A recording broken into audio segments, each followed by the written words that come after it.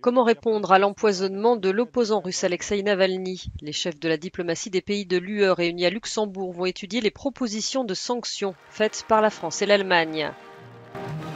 Le Bélarus sera l'autre grand dossier aux mains des 27 ministres de l'Union européenne.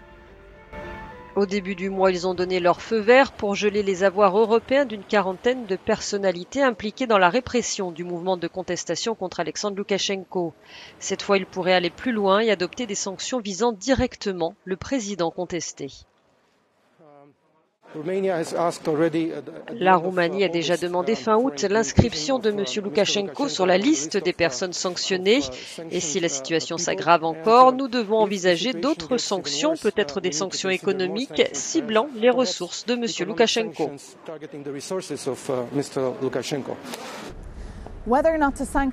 Faut-il ou non sanctionner Alexandre Loukachenko? Comment punir les responsables de l'empoisonnement d'Alexeï Navalny? Telles sont les conversations qui ont lieu aujourd'hui à Luxembourg, où les ministres des Affaires étrangères de l'UE se réunissent pour la première fois physiquement depuis des mois.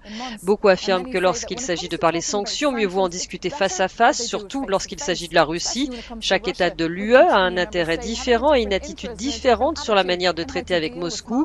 Mais en arrivant à cette réunion, Heiko Maas, le chef de la diplomatie allemande, a déclaré qu'il y aurait un consensus sur la mise en œuvre rapide des sanctions, car la semaine dernière, l'Organisation pour l'interdiction des armes chimiques a confirmé que le Novichok a bien été utilisé dans cet empoisonnement.